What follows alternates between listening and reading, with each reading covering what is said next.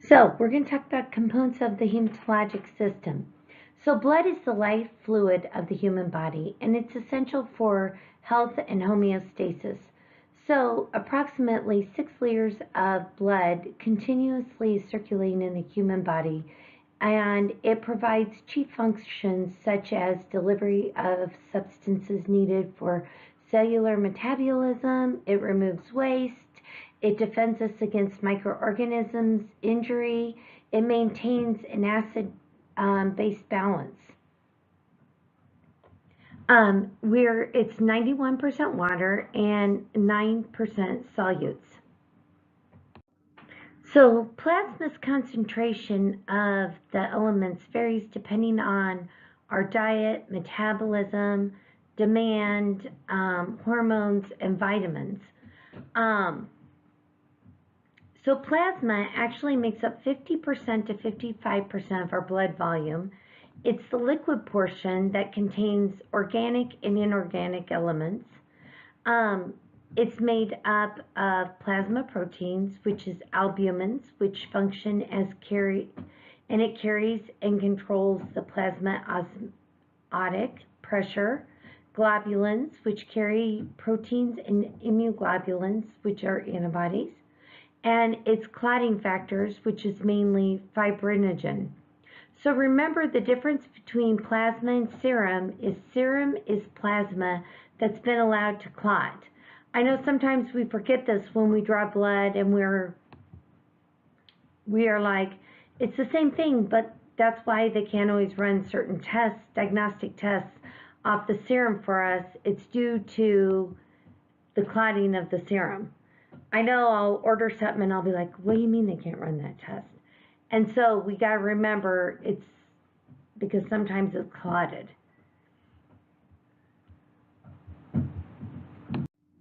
So erythrocytes are the most abundant cells of the blood. It is shaped in a bioconcavity, and this allows it to go in and out of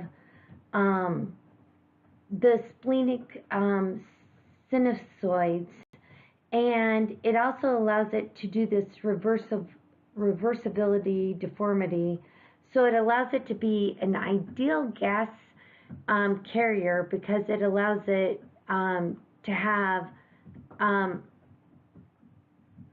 to allow gases to come in and out really easily. It's really responsible for tissue oxygenation, and it's one of the most abundant cells in the body. It has a 120-day lifespan, which is obviously good for us since it's good for oxygenation. So, leukocytes are a diverse group of white cells that trigger the inflammatory process and combat infections. So, normal white cell levels can range from 5,000 to 10,000. And in the blood, they go by way of circulatory system, and they transport leukocytes to the site of the infection. And so when those leukocytes arrive at the scene, they leak through the capillary wall to the site of trauma or invasion.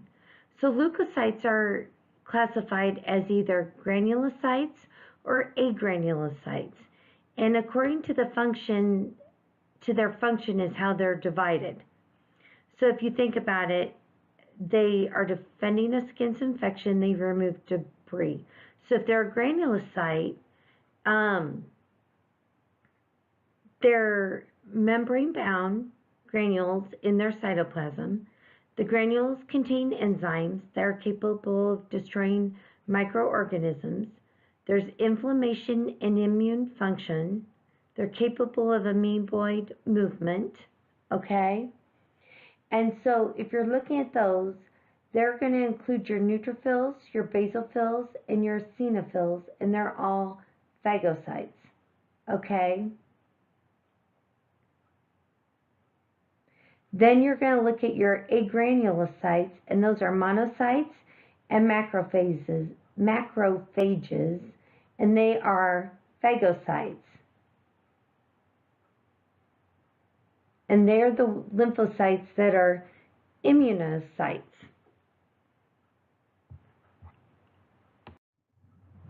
So when we're looking at the composition of the blood and the granulocytes, we've got the neutrophils. They are the most numerous and the best understood of the granulocytes. They constitute 60 to 70% of the total leukocytes. Count in adults, okay? They are going to be the early phagocytes in early inflammation, okay?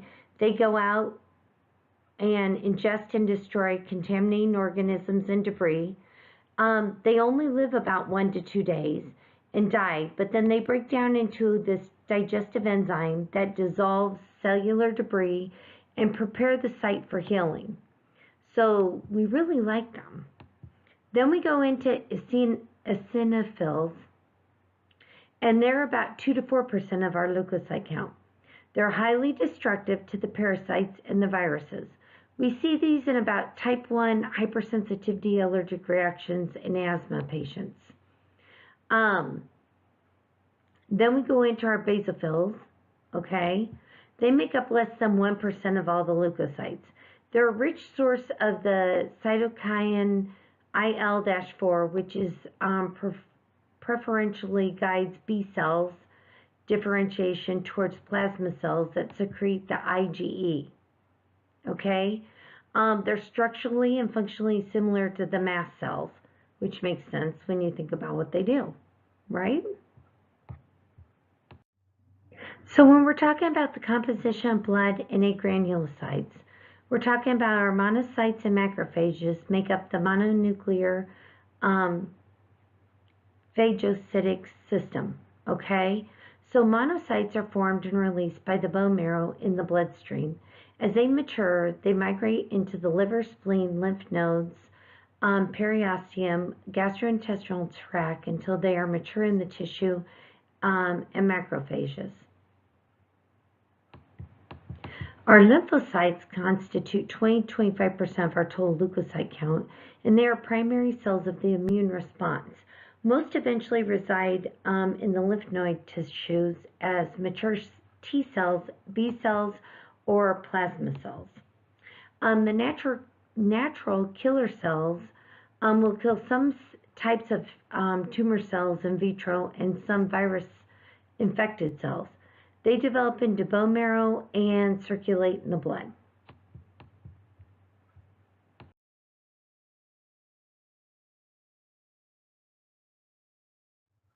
So, here's a question for you. Which are our most abundant cells of the blood responsible for tissue oxygenation?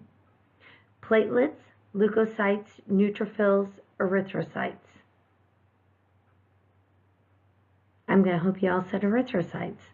Because erythrocytes, or red blood cells, are the most abundant cells of the blood.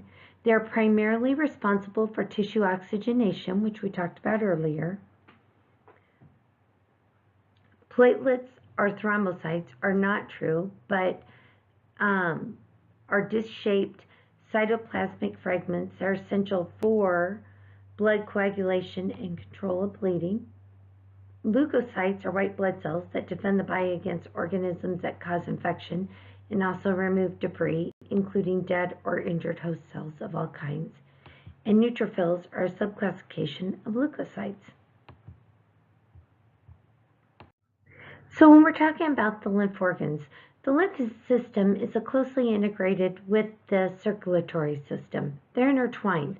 So the primary lymphoid organs are the thymus and the bone marrow. The secondary lymphoid organs consist of the spleen and the lymph nodes, tonsils, and the Peyer's patches of the small intestine.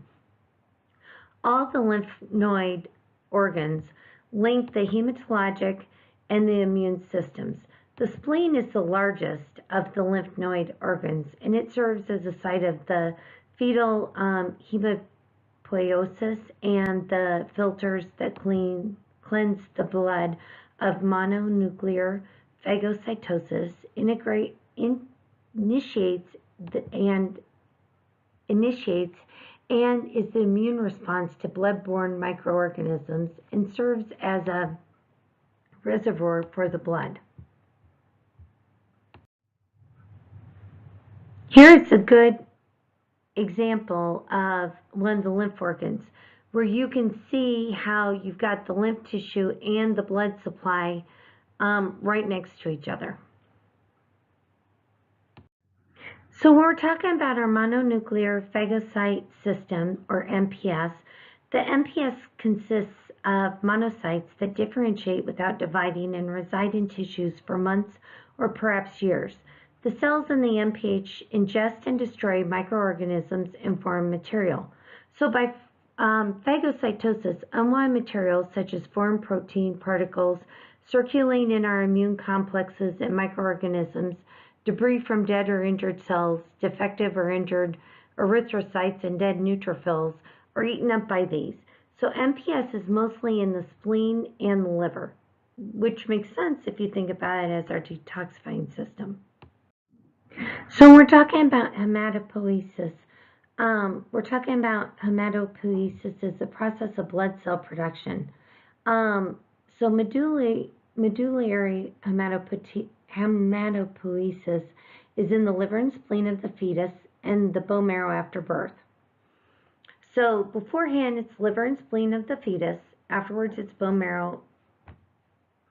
And it's going to take place by meiotic division and maturation in mature hematic cells, okay? Or it's going to take place by maturation and differentiation from the bone marrow. So erythrocytes and neutrophils generally differentiate fully before entering the bloodstream, but monocytes and lymphocytes continue to mature in the blood and in secondary lymphatic organs. So homeopoiesis in the bone marrow occurs in two separate pools. So in the stem cell pool and the bone marrow pool, with eventual release of mature cells into the peripheral circulation, and that's where they will differentiate. So that's the two different types. So erythropoiesis. So erythrocytes are derived from erythroblasts or normal blasts, and maturation is stimulated by erythropoietin. And erythropoietin causes an increase in red cell production and a release from bone marrow. So as the erythroblast is maturing, it's the last innate form before it becomes a reticulocyte. So 1% of our total red blood cell count tells us if we are making new red blood cells. So that's why we look at the retic count. It's because we want to know, are we making new red blood cells or are we not? So in regulation of erythropoiesis, the number of circulating red cells in healthy individuals remain constant, and the tubular cells of the kidney produce erythropoietin. Hypoxia stimulates the production, the release of the erythropoietin. So in erythropoiesis is primarily under the control of a feedback loop involving glycoprotein and erythropoietin. So if erythrocytes remain constant, the body will respond to hypoxia by more release of erythropoietin, which will increase erythropoiesis. So it's that constant feedback. Here's a good example of that feedback loop.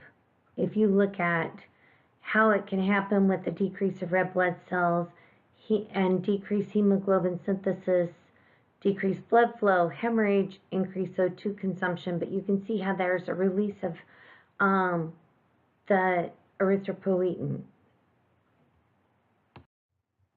So a student has explained the process of hemopoiesis. Which statement made by the student is accurate?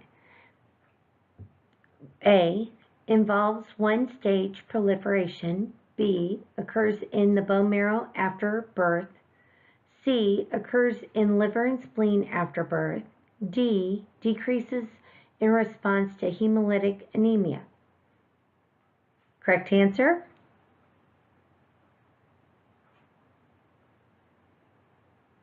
B. Why? Because blood cell production, termed hematopoiesis, hemopoiesis is constantly ongoing, occurring only in bone marrow after birth. Hemopoiesis involves two stages, a proliferation and a differentiation or maturation. It occurs only in the liver and spleen of the fetus. Hemopoiesis increases in response to hemolytic anemia.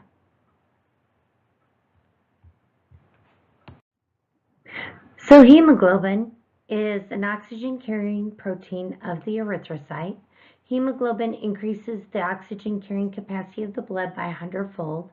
Hemoglobin transfers its oxygen to tissue. It may also shed small amounts of nitric oxide, contributing to dilatation of the blood vessels and helping transfer of the oxygen into tissues. So the development of leukocytes. So most leukocytes exist in our body from days to years, depending on the type.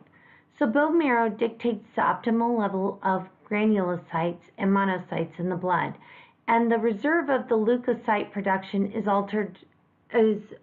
based on that. So it's altered, so the bone marrow dictates the optimal level of granulocytes and monocytes in the blood. And then the reserve of the leukocyte production is altered by a lot of things. So our leukocytes arise from our stem cells in the bone marrow, and granulocytes mature in the bone marrow, and agranulocytes and monocytes are released into the bloodstream before they're fully matured. And then we have growth factors and colony-stimulating factors that encourage production and maturation of our leukocytes. And this production's increased, it could be increased based on infection, presence of steroids, reduced bone marrow reserves. So a lot of things can affect this.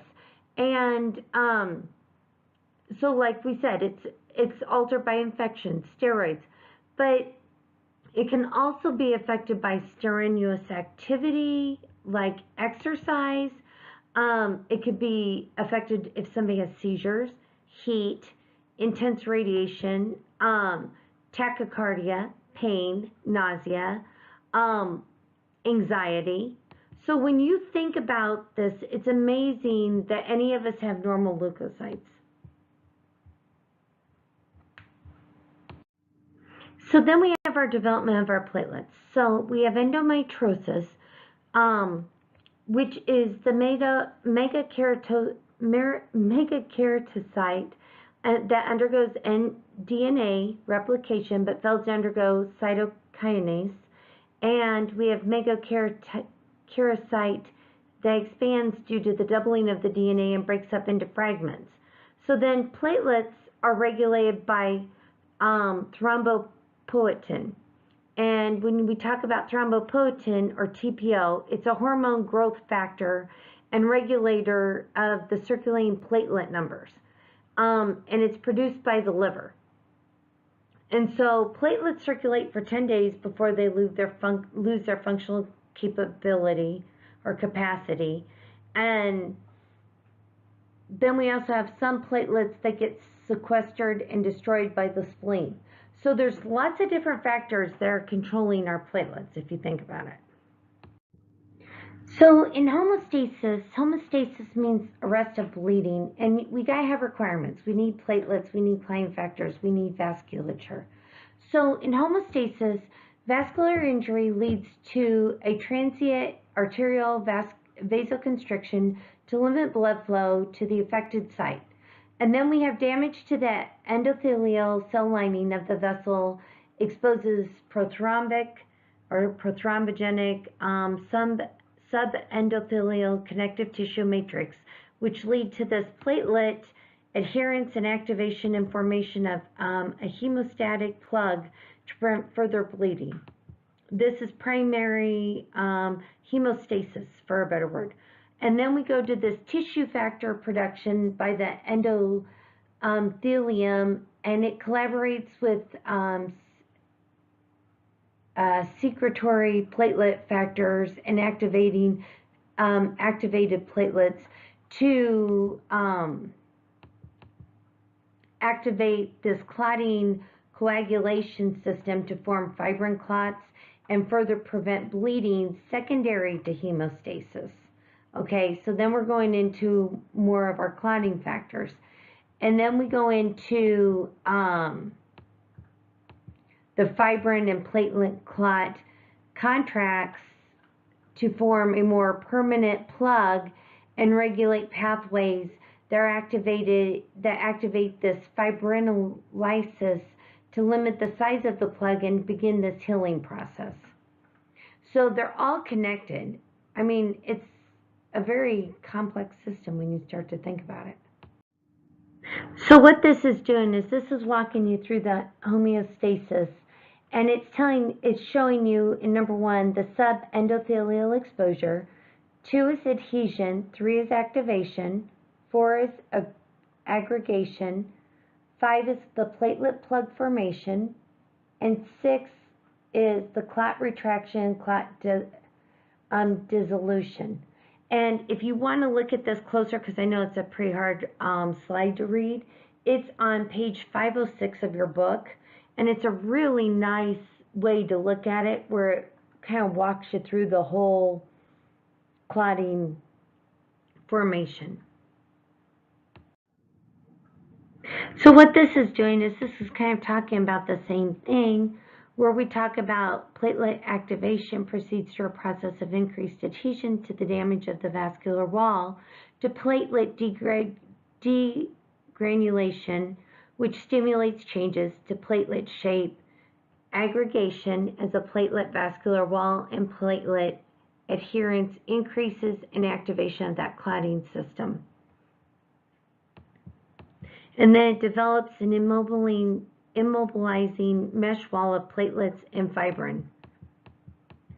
So for instance, in von Willebrand factor, the exposed collagen combine additional in von Willebrand's factor from the circulation. So platelets adhere strongly to the collagenated through the receptor, and the GPA as far as the 2A as well as other receptors. So when you get this, you're seeing the GPA 6 and the integrin A2B1 as in von Willebrand's factor through the receptor complex of the platelet receptor, GP, IB, and clotting factors 9 and 5.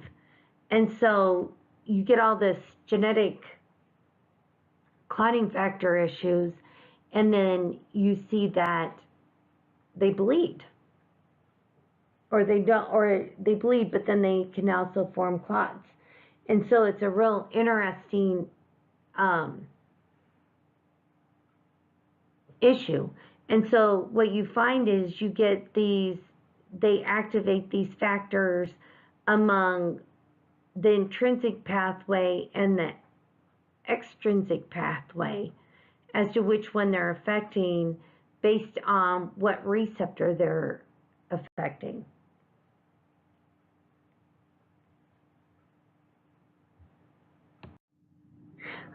I actually like this picture because it shows us the complex clotting mechanism, and it can be summarized in 3 steps. It shows you the release of the clotting factors from both the injured tissue cells and the sticky platelets at the injury sites in this temporary platelet plug. In number 2, you're looking at the series of the chemical reactions that eventually result from the formation of the thrombin. And in the 3rd, you're seeing the formation of the thrombin and the trapping of the blood cells to form a clot. So after a clot is formed, it retracts or solidifies. The fibrin strands shorten, it becomes denser and stronger, and then they start to seal off in the injured vessel. The retraction, it facilitates by the larger numbers of platelets trapped in the fibrin and the meshwork.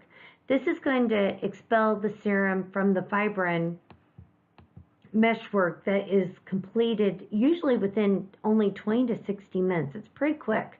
And then that breakdown or lysis of the blood clot is carried out by the fibrolytic system, and that plasminogen is converted into plasmin by several products of coagulation and inflammation on the particular tissue, plasminogen activator, or TPA, and this is activated maximally after binding to fibrin or the other activator of plasminogen is urokinase. So urokinase, like plasminogen activator, which is UPA. So UPA binds to UPAR, causing an activator of plasminogen. So think of urokinase as the major activator of fibrolysis in the extravascular or tissue compartment, whereas, which I think we've all seen that used, whereas TPA is largely formed in the intravascular fibrinolysis. Several cancers appear to use membrane-bound UPA to digest intracellular matrix and greatly facilitate tumor invasion and metastasis. So if you think about it, TPA and UPA have been used clinically to treat diseases associated with blood clots from PEs, myocardial infarction, or stroke, okay? Plasmin, or an enzyme that dissolves clots by degrading fibrin or fibrinogen into fibrin, degradation produces FDPs. A major FDP is a D-dimer. So your D-dimer has two domains, okay, D domains actually, fibrin, and it's cross-linked by factor VIII. And it was released as a result of an enzymatic cleavage by plasmin. And we check D-dimer when we're looking for what? A DVT or a PE, right? Because we're looking for that release. Now, some things that can throw that off is if somebody's been on steroids, if they've had a major inflammatory insult can throw off a D-dimer. So we got to keep those things in mind also, that we can get false negatives, or I guess a false positive. Sorry, I said that backwards, a false positive. But that's what we're looking for, and we'll be talking more about D-dimers.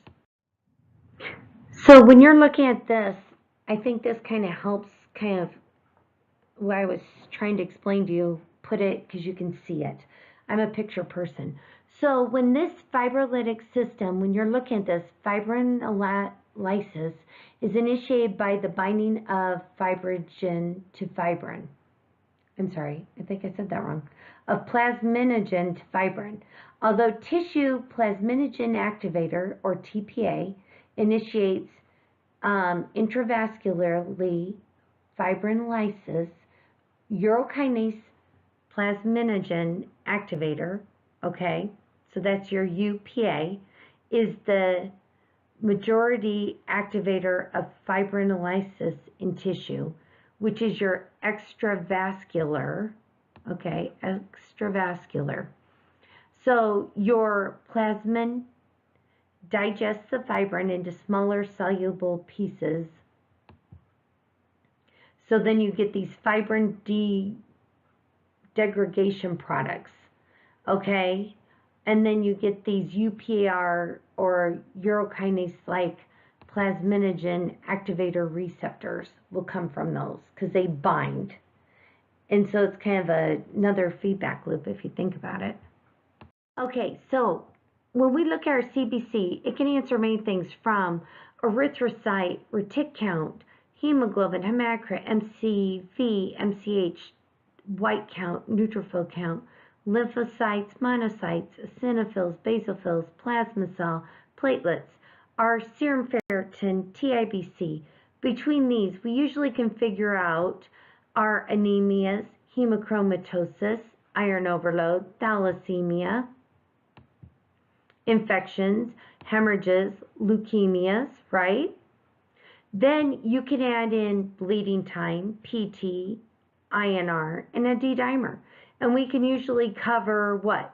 Von Willebrand's disease, coagulation issues, DVT, PE, with all those. And then if we add in bone marrow aspiration, which is usually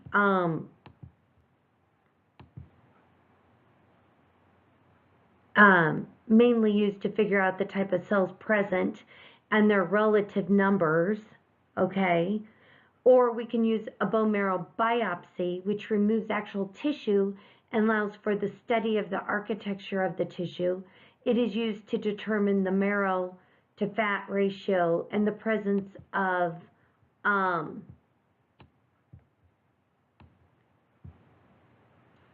fibrosis, plasma cells, granulomas, and cancer cells, because it actually doesn't disturb the cells.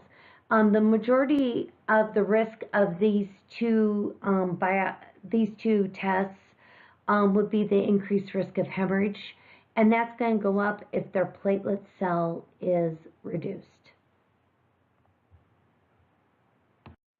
Okay, we're on to alterations in hematological function, chapter 21. So anemia is a common acquired or inherited disorder of the erythrocytes that impairs the oxygen carrying capacity of the blood. This condition can result from a decrease in the circulating erythrocytes, a reduction in hemoglobin content, or the presence of abnormal hemoglobin. Some anemias are treated easily, whereas others can cause lifelong problems. So we could see that we've got impaired erythrocyte production, acute or chronic blood loss, increased erythrocyte destruction, and a combination of all of the above. Anemias are classified by their cause or by the change that affects the size, shape, or substance of the erythrocyte. Most common are the changes that affect size and hemoglobin content. The term that ends with cytic, C-Y-T-I-C, refers to size. Chromic refers to the hemoglobin content. Macrocytic nomochromic anemia means they're large, abnormal shaped erythrocyte, normal hemoglobin concentrations. If we have a microcytic hypochromic anemia, means they're small, abnormally shaped erythrocytes and reduced hemoglobin concentration. If they're normocytic, normochromic anemia, normal size, normal hemoglobin concentration. If it's anisocytosis, meaning ANISOCYTOSIS, means red cells are present in various sizes. If it's poikilocytosis, red cells are present in various shapes. Some people don't even know that they're anemic because it comes on slowly and their body compensates for it. They become this chronic anemic state. They can walk around with a hemoglobin of 7 and they don't know it. They just feel fatigued. I see this a lot in my clinic with this chronic myalgia female patients. They just don't notice it because it comes on so slowly. They bleed every month. They might bleed 3 weeks out of the month.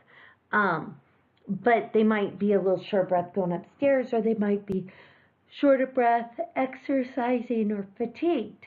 But what you're seeing is this physiologic manifestation of this reduced oxygen carrying capacity. They're actually hypoxemia. And they just have this variable symptoms from severe, and some aren't able to even compensate for it, to some that can't. Some have fatigue, weakness, dyspnea, and they're pale as can be, and others you don't know it looking at them.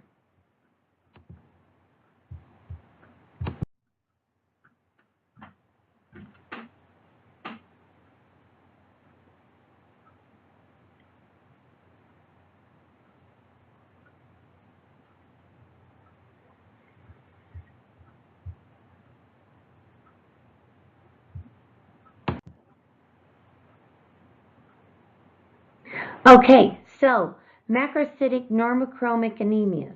Your hemoglobin content is normochromic. The erythrocyte dies prematurely, so they don't have the number in circulation which causes the anemia. Um, so it's also termed megablastic anemias.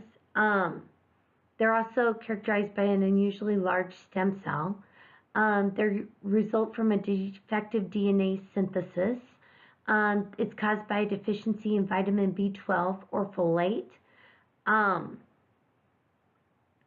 they have a coenzyme for nuclear maturation of the DNA synthesis pathway. They also have a ribonucleic acid RNA process that occurs at a normal rate. They're considered pernicious anemia. Is the most common type of macrocytic anemia, which is obviously caused by the vitamin B12 deficiency. Or folic acid is the essential vitamin required for the RNA DNA synthesis with the maturing erythrocyte. Folate are coenzymes required for the synthesis of thymine and purines to convert the conversion of homocysteine to methionine. Sorry, I don't think I said that right. Methionine. Deficient production of thionine. In particular, it affects cells undergoing rapid division.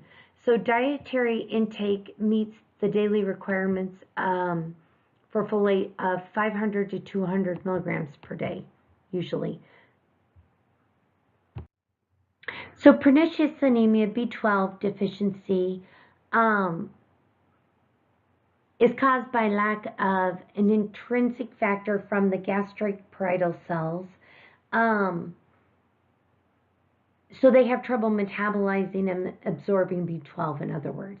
It can be congenital autoimmune. There is a link between Hashimoto's type 1 diabetes, Addison's primary hypothyroidism, Graves, myasthenia gravis, and autoimmune gastritis. So they require B12 absorption and they're not able to do it. So early symptoms of this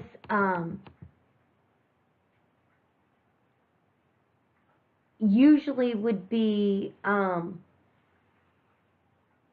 weakness, are actually vague because they really don't usually notice it when they first have symptoms. They usually don't notice it until they have severe symptoms, which is 20 to 30 years. Sorry about that. Symptoms can affect and cause mood swings, GI, cardiac, and kidney ailments. They can be walking around with a hemoglobin of 7 to 8 with weakness, fatigue, paresthesias of the feet and fingers, difficulty walking, loss of appetite, abdominal pain, weight loss. They can have lemon yellow skin, sore throat, and a beefy red tongue. What's interesting is there has been a connection with Alzheimer's.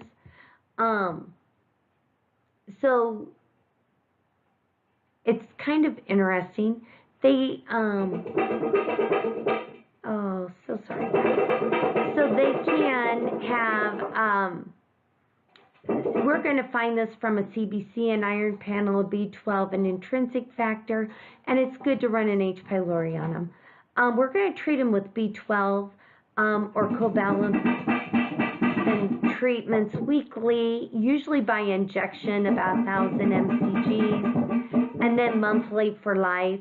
We're also going to look at reticulocyte count to see that they are actually making cells.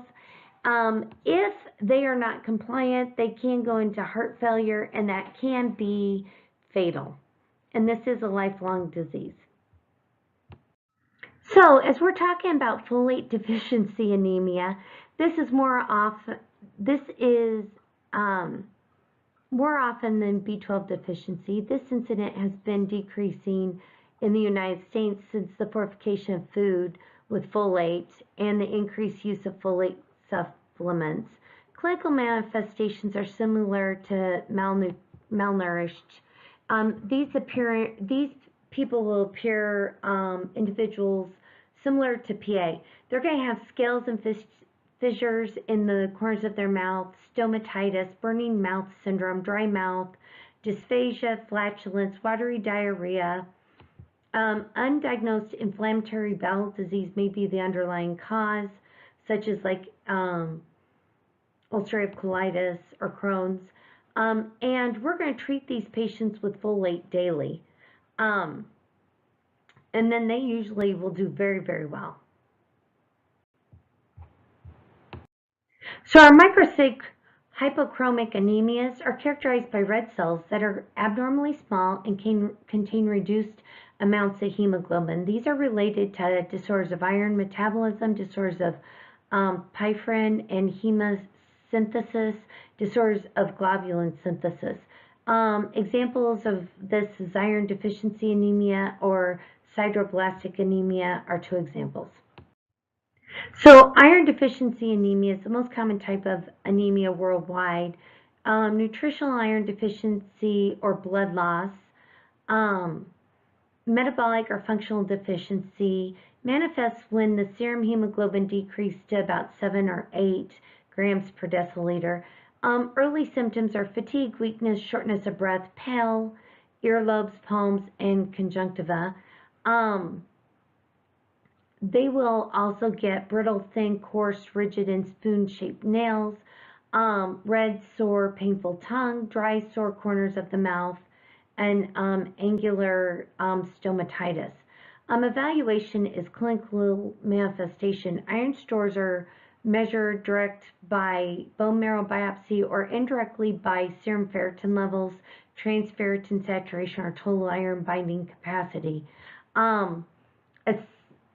A sensitive indicator of hemoglobin sensitivity is amount of free erythrocyte production or production of the erythrocytes.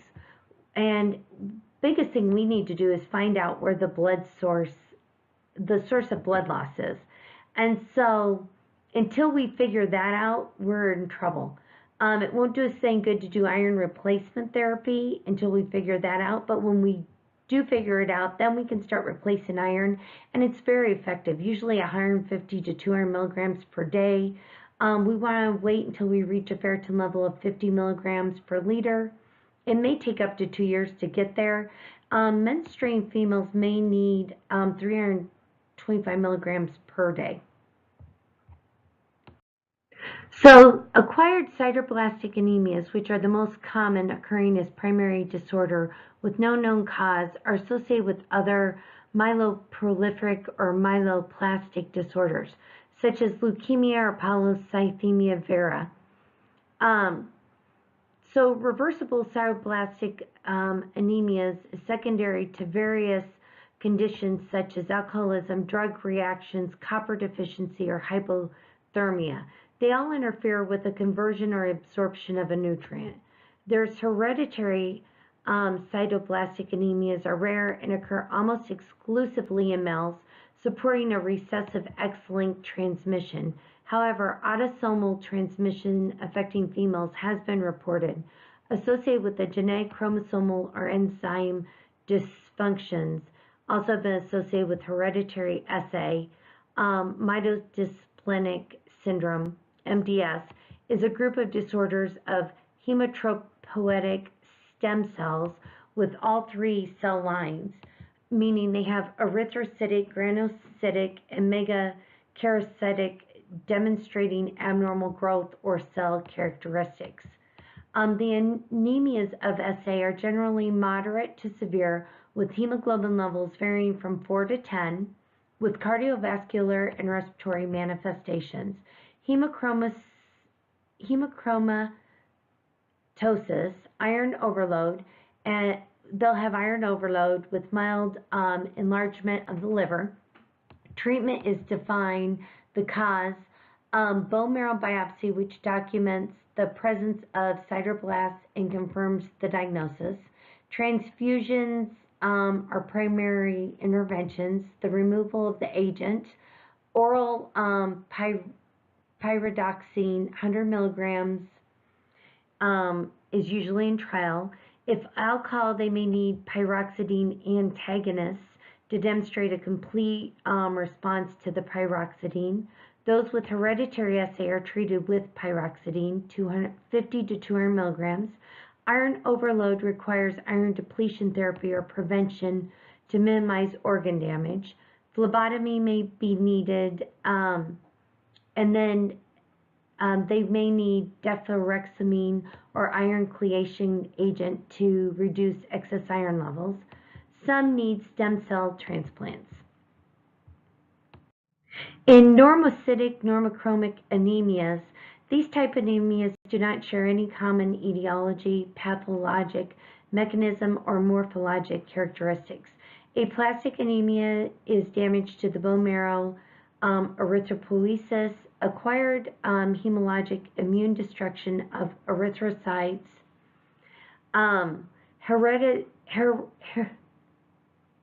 we'll try that again. Hereditary hematologic anemia, such as sickle cell, which we're going to talk about, or there could be an anemia of chronic, or there's anemia of chronic inflammation, which has multiple causes. So they're all characterized by red cells that are relatively normal in size, hemoglobin content, but insufficient in number. So, but they all have a reason why, but they're not all for the same reason. So when we're talking about sickle cell anemia, we're talking about an inherited disorder that is neither recessive nor dominant. They inherit an abnormal hemoglobin S, which distorts the shape of the erythrocytes. This can lead to a chronic hemolytic anemia, pain, or organ failure. So it's transmitted by recessive inheritance and can manifest as a sickle cell trait or sickle cell disease, either one.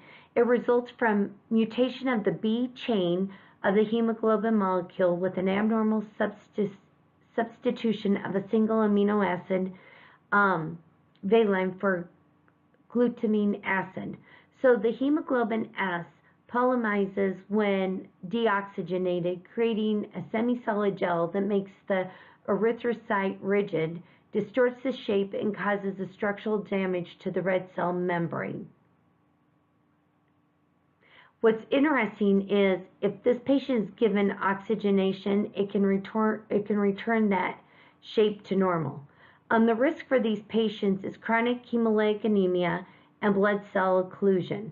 The lifespan of the red cells in this person with SCD is 20 days, and it manifestations in pain, acute chest syndrome, and they're more prone to infections. It's also more common in people of African and Mediterranean descent. Proliferative RBC disorders.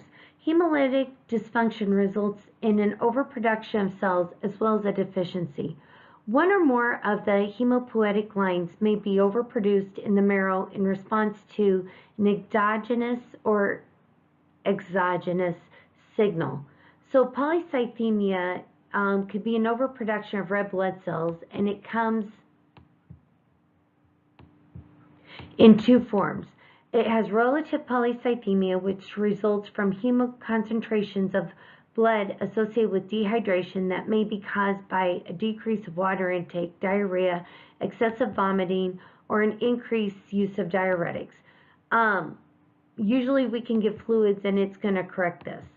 An absolute polycythemia consists of two forms, primary and secondary.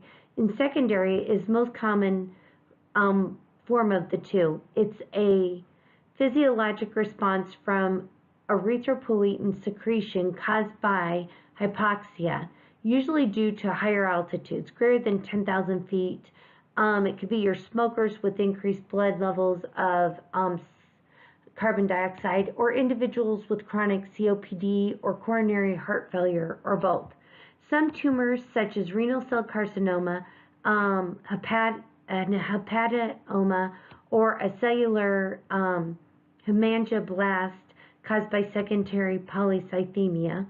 Polycythemia vera, or primary polycythemia, is a stem cell disorder with hyperplastic or neoplastic bone marrow alterations. PV is characterized by an abnormal, uncontrolled proliferation of red blood cells, white blood cells, and platelets. This is usually associated with leukemias. This mutation is in the Janucance 2 gene, resulting in an overproduction of blood cells. It increased proliferative drive in the bone marrow, hemopoiesis of the neoplastic stem cells to secondary hemopoietic organs, and marrow fibrosis and peripheral deficiency in blood cells, and variable transformation to acute leukemia. So they will have ruddy red skin, faces, hands, feet, ears, mucous membrane engorgement of the retinal and cerebral veins. They may present with headaches, drowsiness, delirium, mania, psychotic depression, chorea, and visual disturbances. They are 5 times more likely to have death from cerebral thrombosis.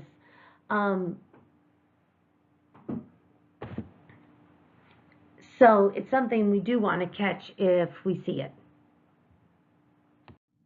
So in alterations of leukocytes, this is a quantitative disorder. It increases or decreases in cell numbers. So bone marrow disorders are premature destruction of cells in response to infectious microorganism invasion. Leukocytosis is a normal protective pathophysiologic response to physiological stressors such as infectious microorganisms, strenuous exercise, emotion changes, temperature changes, malignancies, and hematological disorders. Leukopenia is not normally associated decrease in neutrophils, which increase risk for infection, radiation, anaphylactic shock, autoimmune diseases, immune deficiencies, and chemo. So granulocytosis neutrophilia is evident in the first stages of an infection or inflammation, is in the need of neutrophils increased beyond the supply of immature neutrophils are released into the blood. This premature release is detected in the manual white blood cell differential and is termed a shift to the left. When the population returns to normal is termed a shift to the right. So when it's a shift to the left, this is what we're seeing when we will see this in patients with leukemia. So neutropenia is a reduction in circulating neutrophils. This causes prolonged severe infections, decreased production, reduced survival, abnormal neutrophil distribution, and sequestration. So granulocytopenia and agranulocytosis is 500 units per liter, or a complete absence of granulocytosis in blood, usually secondary to arrest of hemopoiesis in the bone marrow or massive cell destruction in the circulation. It results in death in 3 to 6 days from sepsis. It's usually caused from interference from hemopoiesis, immune mechanisms, chemotherapy, destruction, or ionizing radiation. So when we're talking eosinophilia, it's increase in circulating of eosinophils greater than 450. It's a hypersensitivity reaction triggering the release of eosinophilic chemotaxic factors of anaphylaxis from mast cells, increase in allergic disorders, or in parasitic invasions. Basophils account for only 0 to 1% of the circulating WBCs.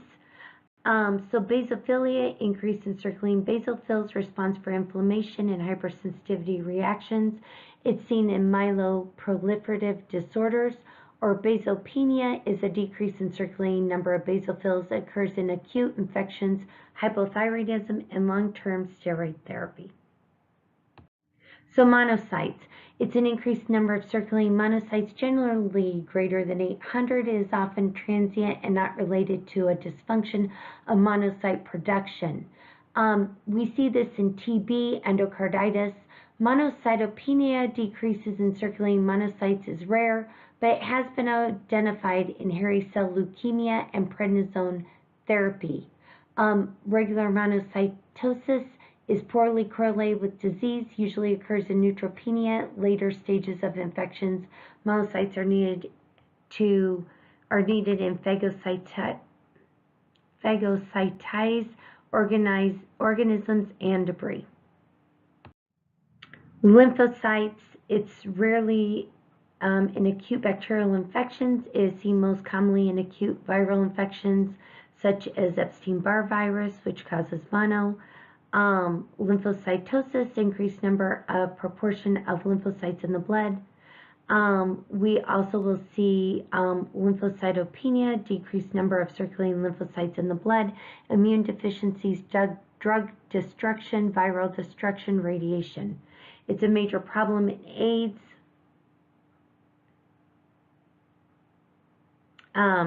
Because of HIV destroys the T helper cell lymphocytes. Which of the terms best describes a higher than normal white blood cell count? Neutrophilia, leukopenia, leukocytosis, granulocytosis. Leukocytosis is an increase in the number of leukocytes or white blood cells in the blood. The decrease in the number of the white blood cells is termed leukopenia. Granulocytosis is an increase in the number of granulocytes in the blood. The neutrophil is the most numerous of the granulocytes, and the term granulocytosis is often used in the place of neutrophilia. Infectious mononucleosis is a benign, acute, self-limiting, lymph-proliferative clinical syndrome characterized by an acute infection of B lymphocyte B cells, lymphocytes B cells, caused by Epstein-Barr virus. It accounts for about 85% of cases. Other causes are cytomegalovirus, adenovirus, HIV, hepatitis, influenza. It's transmitted is usually through saliva from close personal contact, hence why it's called the kissing disease. Incubation period is approximately 30 to 50 days. Symptoms are headache, malaise, joint pain, and fatigue, fever, sore throat, cervical lymph node enlargement, and fatigue. They can also have enlarged spleens, livers. It's self-limiting. Recovery usually can take 1 to 2 months for fatigue to resolve. Their serious complications are rare, but they can have splenic rupture that leads to death. Leukemia is a cancer of the leukocytes. With this disease, the bone marrow makes abnormal leukocytes or leukemia cells.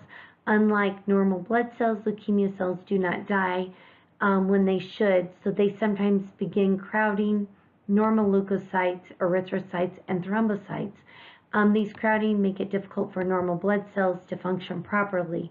The exact cause of leukemia is unknown. Leukemia is the second most common blood cancer. It affects 10 times as many adults as children. Leukemia is the most common cancer among children. Men are more likely to develop leukemia than women.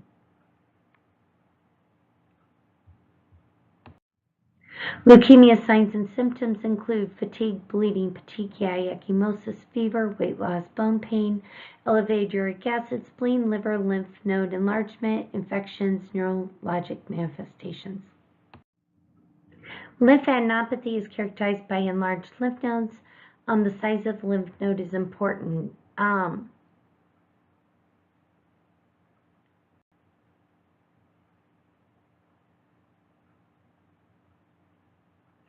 So when we're looking at it, neoplastic disease, immunologic, inflammatory conditions, endocrine disorders, and lipid storage of disease can all cause enlarged lymph nodes. Local lymphadenopathy is going to drain to the inflammatory lesion located near the enlarged lymph node, and it can be from, obviously, like I said, malignant or non-malignant disease. This is this picture shows you enlarged lymph nodes. It shows lymphadenopathy to an extreme, but it at least shows you what it looks like. So when we're talking about malignant lymphomas, it's a diverse group of neoplasms that develop from proliferation of malignant lymphocytes in the lymphoid system. So the real classification stands for a revised European American lymphoid classification.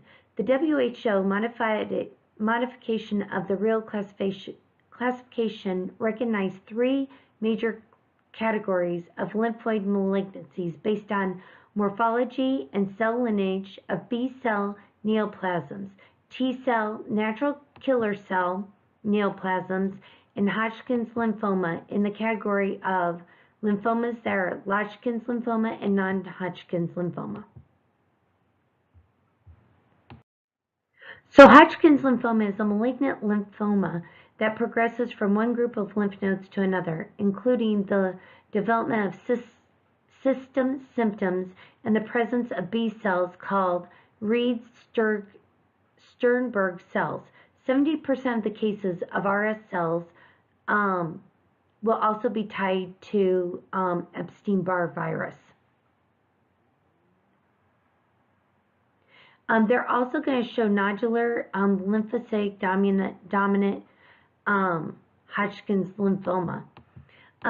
In classic HL, it appears to be derived from a B cell in the dermal center that has not undergone successful immunoglobulin gene rearrangement and would normally be induced to undergo hemoptysis survival of the cell by linked to an infection with Epstein-Barr virus.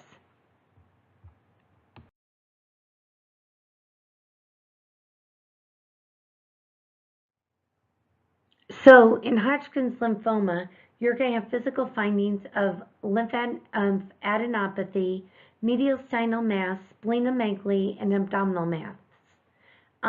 Symptoms can be fever, weight loss, night sweats, pruritus. Adult Hodgkin's lymphoma usually can be cured with early diagnosis and treatment. It's going to be diagnosed by physical exam, CBC, SED rate, lymph node biopsy. Usually they need pathology of the Sternberg cell and immunotyping, CT, and a PET scan. They're going to be treated with chemotherapy, radiation, surgery. They're starting to do stem cell transplant and some non-clonal antibody therapy.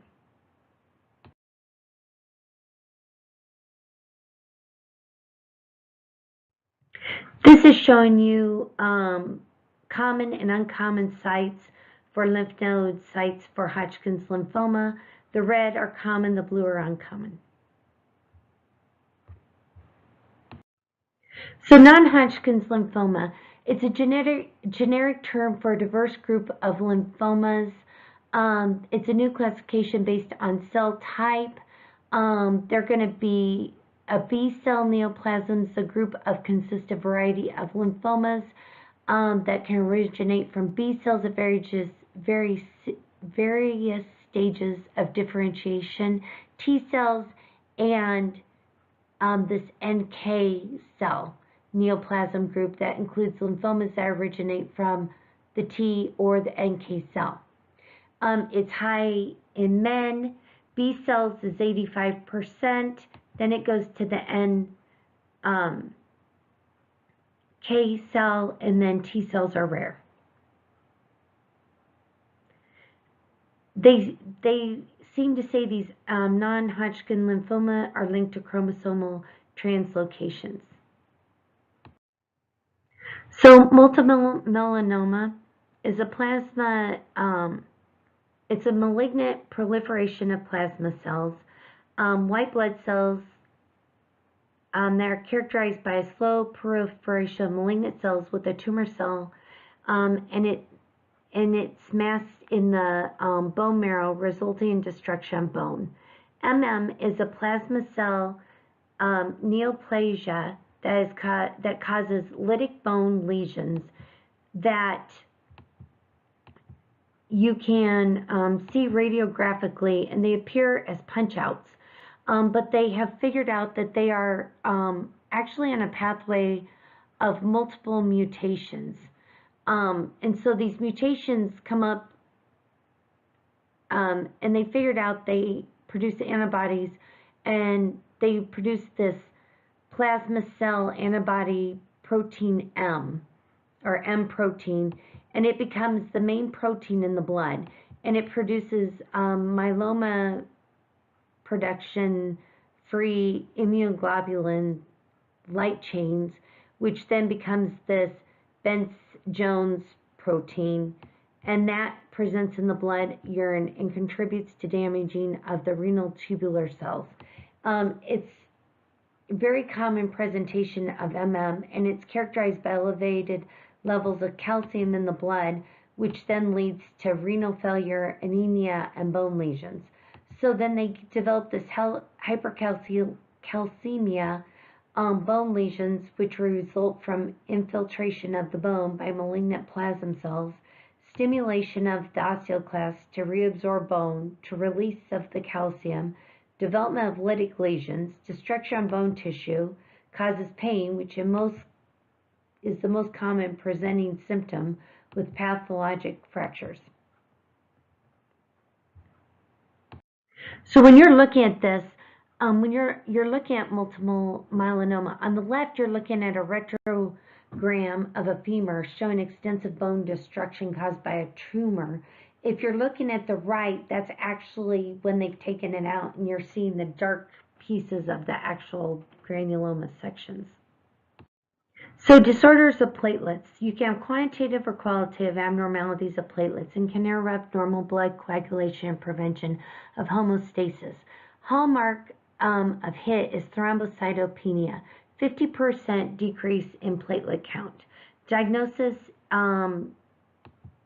is anti-heparin platelet factor dropping platelet count dropping the platelet count 5 days after or longer of heparin therapy. So what's going to happen is you're going to see that platelet count drop after they've had surgery and they've been on heparin. There's definite causes from this. It could be hypersplenism, autoimmune, hypothermia, viral bacterial infections. But one of the things that we do is we stop heparin and use an alternative anticoagulant to see if it can turn around. And we're going to talk about a couple of the other causes too. So when we're talking about disorders of the platelets, immune, idiopathic, thrombopenic, purpura. More common in females than non. Acute or chronic, usually secondary to infections, virus, or condition that leads to a large amount of antigen in the blood, such as a drug allergy or SLE. Acute form will resolve when the antigen is resolved. Chronic ITP is caused by an autoantibody-mediated destruction against platelet-specific antigens. This form is more commonly observed in adults.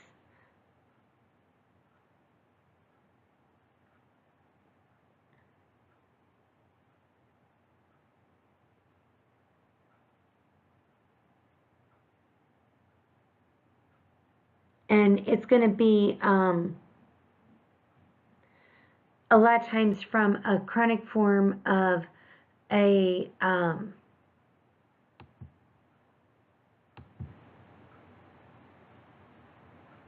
IgE antibody that targets platelet glycoproteins. So it could be antibodies-coated platelets are sequestered and removed from circulation. Initial manifestations range from minor bleeding problems. They develop petechiae, purpura over the course of several days to major hemorrhage from mucosal sites. The diagnosis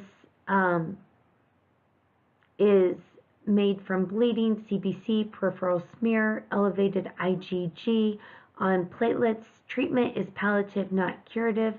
You treat with prednisone, suppress the immune response, prevent destruction of platelets. Sometimes we will give them IV immunoglobulin to prevent major bleeding. Sometimes they're treated with a splenectomy to help raise their platelets, but it doesn't usually hold them long term.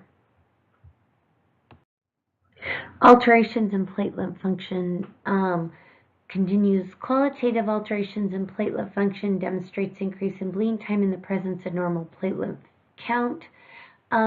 They may have manifestations from petechiae, purpura, mucosal bleeding, gingival bleeding. They can be congenital or acquired. This is a platelet function disorder that we usually will see with like von Willebrand factor deficiency is a real common one. Alterations of coagulation. We can see this with severe liver disease. Clotting factors are significantly depressed. Levels of clotting system regulators such as antithrombin, protein C, protein S, fibrinogen also are diminished. The fibrolytic system is commonly activated because of plasmin inhibitors, unaffected other activators. We see this with vitamin K deficiency is necessary for synthesis and regulation of prothrombin, procoagulation factors 7, 11,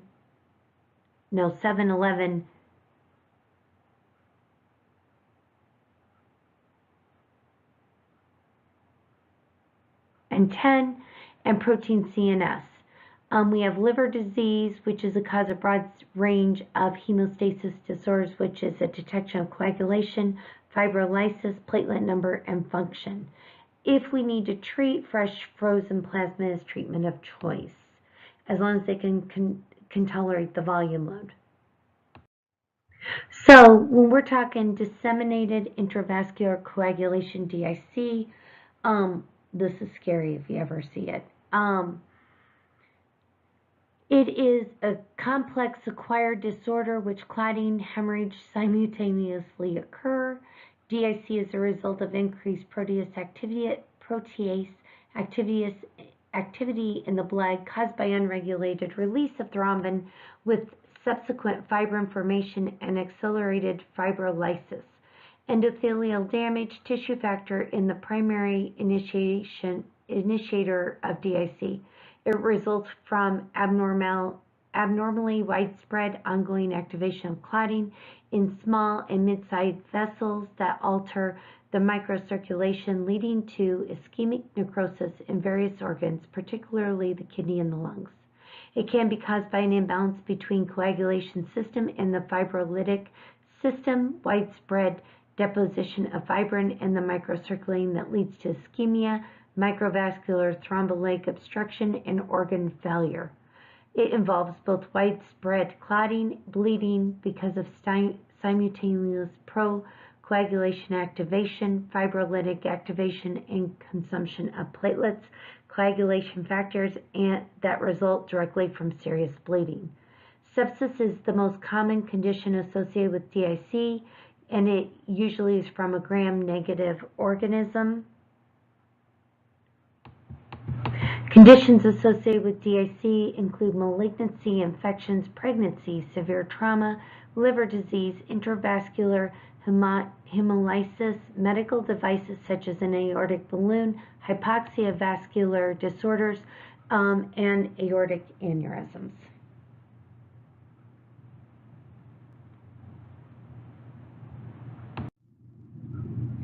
Some clinical symptoms demonstrate wide variability. They will have bleeding from venipuncture sites, bleeding from arterial lines, pura, petechiae, hematomas,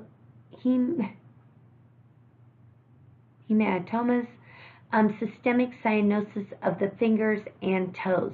There is no single lab test that can be used to diagnose DIC, thrombocytopenia, and rapid decreasing platelet count. Prolongation of clotting, D-dimer, and an underlying pathologic condition, controlling ongoing thrombosis, and maintaining organ function. We want to remove the trigger for activation of the clotting and production of coagulation factors of the liver that leads to the restoration of normal plasma levels within 24 to 48 hours, or you're going to lose these people. And you don't usually even have that long. It's scary. It's a very, very scary disease. Thanks, guys. We're done.